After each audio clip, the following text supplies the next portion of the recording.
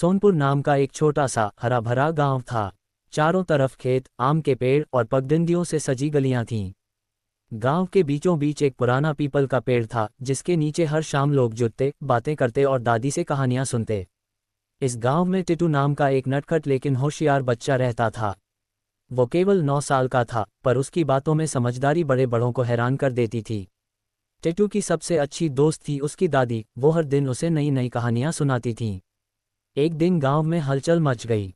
पास के जंगल में किसी ने एक अजीब साधु को देखा था। लोग डर गए। बच्चों को घर से बाहर न जाने की हिदायत दी गई। लेकिन टिटू जिज्ञासु था। वो जानना चाहता था कि ये साधु कौन है। अगली सुबह टिटू चुपचाप जंगल की ओर चल पड़ा। कुछ दूर जाकर उसे वही साधु दिखाई दिया, जो एक पेड़ के नीचे बैठा ध्यान कर रहा था। टिटू ने धीरे से पूछा, बाबा आप कौन हैं? साधु ने आंखें खोली और मुस्करा कर बोले, मैं कोई डरावना नहीं हूँ बेटा, मैं तो जंगल की शांति में तप कर रहा हूँ। लेकिन लगता है गांव के लोग मुझसे डर गए हैं।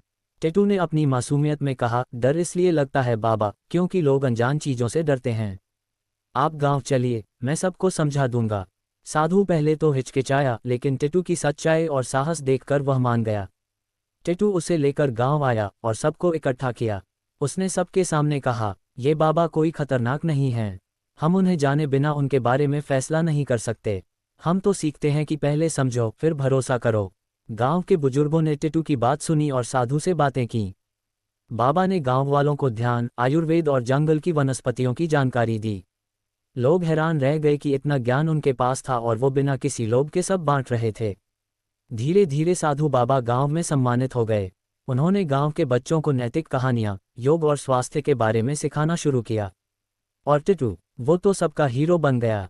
उस दिन के बाद गांव वालों ने एक बात हमेशा याद रखी, डर और नफरत से नहीं, समझदारी और प्रेम से जीवन चलता है। अब सोनपुर में साधु बाबा को सब जानने लगे थे। बच्चों के लिए वो गुरु बन गए थे और बड़ों के लिए एक सलाहकार। लेकिन बाबा का असली उद्देश्य अब भी किसी को ठीक से नहीं पता था, बस टिटू को छोड़कर।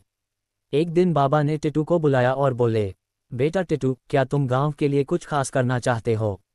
टिटू ने तुरंत कहा, हाँ बाबा, मैं चाहता हूं कि हमारा गांव सबसे खुशहाल और सुंदर बन जाए। बाबा मुस्कुराए और बोले, तो चलो तुम्हें एक रहस्य दिखाता हूं। वे दोनों गांव से थोड़ा दूर एक सूखी जमीन पर पहुंचे। वहां एक बंजर, सूखा मैदान था जहां कुछ नहीं उगता था।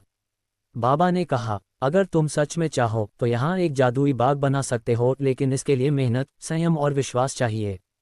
कोई चमत्कार नहीं होगा, केवल कर्म। टिटू ने गांव के बच्चों को इकट्ठा किया और बाबा की मदद से सबने उस जमीन को खोदना, साफ करना और खाद डालना शुरू किया। हर दिन वे मिलकर थोड़ा थोड़ा काम करते। कुछ लोग हंसते, कुछ ताना मारते, अरे बच्चा लोग बाग उगाएंगे, ये क्या मजाक है। लेकिन टिटू और बाबा ने हार नहीं मानी। कुछ हफ्तों बाद वहां पहली बार हरे पौधे उगे, फूल खिले, सब्जियां निकलीं और सुगंध से पूरा इलाका महक उठा। गांव वाले दंग रह गए। साधु बाबा बोले, देखा, जादू मेहनत में है, भरोसे में है। तुम सबने मिलकर इस जमीन को बाग में बदला। यही असली चमत्कार है। अब वो जगह सोनपुर बागीचा कहलाई, जहां बच्चे खेलते, पढ़ते और सीखते।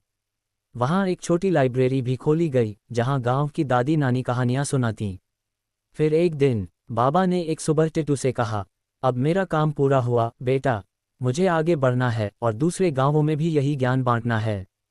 टिटू उदास हो गया, पर बाबा ने उसके सिर पर हाथ रखकर कहा, अब इस गांव के गुरु तुम हो।